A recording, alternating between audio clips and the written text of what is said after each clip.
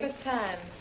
I don't Morning, know. Aunt Ruth. Bridget, please, we're talking. Have you How dare you gone try to home? show love and Morning, affection? Andrew. Figured we'd go through all. Hey, knock it off. How dare you try to show love and affection? Well, now we know where that poor kid gets it. Jeez. He's got to be all like School of Hard Knocks. Because apparently everybody else is. Like, we kind of, when you watch the narrative of the movie, they kind of imply that the kid is kind of a douche. But really, I can kind of defend his actions. He grew up, he's older than she is. He knows, like, hugging and showing affection is, like, frowned upon, apparently. So, like, it was just weird out of him. A person should at least be happy in the morning. Mom, keep her away from me, will you? I just wanted to give a morning hug was all. Well, honey, if he doesn't want to. Just cut it out, see? Why not? Because it's gross. Pauline, would you like some coffee? Yes, thank you, dear. Mom, I heard it again. Heard what, honey? The voice. Remember I told you? There's this little voice that comes through my mirror. I heard it. I had to cut the child off. You see the adult, like, looking at her child, talking about the voices she keeps hearing. The parent handles it pretty well. I don't know if she should be. You might want to look into strange voices your kids are hearing. You know, FYI. What the fuck? I don't care that you're dealing with other shit. This child said it before, apparently. She's bringing it up again. She's hearing voices. You should investigate. Look into that. Yeah, it's likely nonsense. The parent even brushes it off like, oh, that's just imaginary fantasy. But shouldn't you care? Shouldn't you look into it a little bit more? You are really bad parents. And even the kid's like, oh, seriously? Not this again? How many dozens of times do we have to hear about the strange voices coming to you from the bedroom and the staircase and, oh, what is it now? The mirror? Like, grow up, kid. Obviously, you're nonsense. No, seriously, nobody wants to look into this? It again. Oh, boy, are you weird. Why don't you invite your talking mirror down for breakfast? Andrew, enough now. I don't want to hear any more about her little crazy people in the mirror. And now we know why he wears headphones. You see? Brad Livingston makes sense sometimes, okay? He's just like, I gotta drown this shit out, fuck it. Granny chimes in. When I was little, I heard voices in my mirror, too. Wait, no. Huh? You did? Honestly? Like, in the mirror.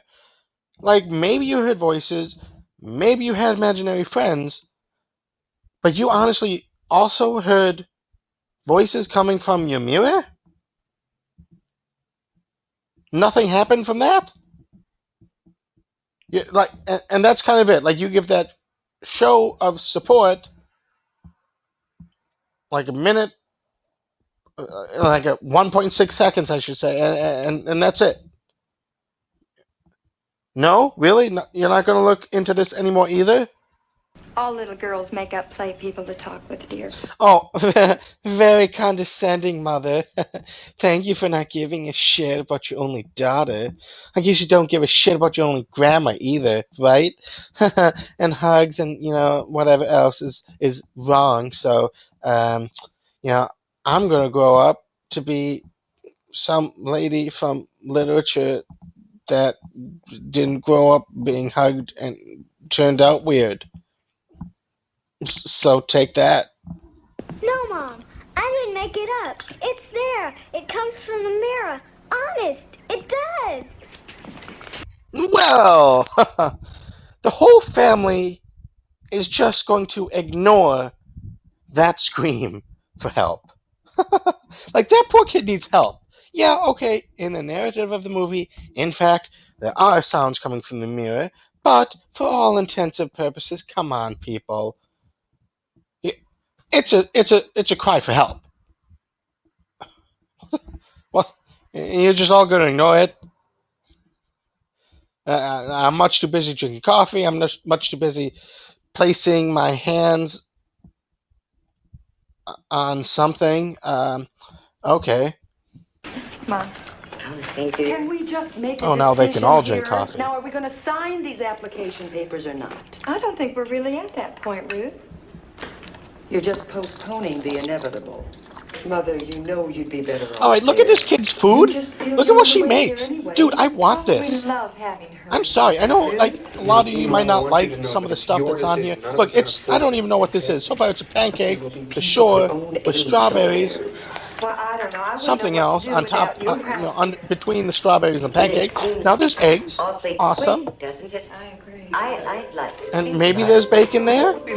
There goes the bacon, ladies and gentlemen. Lose the room. It's a wonderful Maple place. syrup. You've never even eaten maple syrup. You've only had syrup or pancake syrup. Look at that. Oh, you know what? She put peanut butter. That was it. You know, She I spread some think peanut we butter should on carry it. this discussion Does that not look to amazing? the other Do you not want like 7 of them? Also, now the adults leave the kids to their imaginary voices. Uh-huh. Oh, okay. Also, this poor little girl is seriously developing an eating disorder. Now, yeah, you might be big for reasons, whatever, but generally, actually, you're probably obese because you just don't know when to stop eating. You eat all the time. You eat bigger and bigger portions and more often throughout the day, and you just stop doing stuff. You stop going for walks. You stop playing sports. You just kind of lay around. Okay, this little kid has the metabolism now to, process that food, I suppose, but she is quickly going to become a big girl. And I'm not saying there's anything wrong with that. I'm just saying this is how it starts from bad, shitty fucking parents who ignore their children's cry for help, don't want to hug their kids, apparently. This is just a PSA for parenting 101. You disgusting, degenerate lowlives.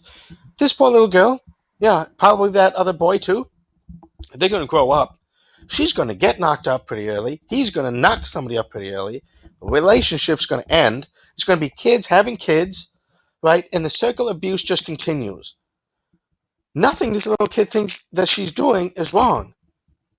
And it's not, morally or biblically or whatever. It's just you probably shouldn't eat pancakes in general. And yeah, good job with the strawberries and, I don't know, bacon. Really, that's just fried fat with a little bit of protein stuck in. Yeah, there's an egg. Okay. Still, you are 1,000 calories over your limit.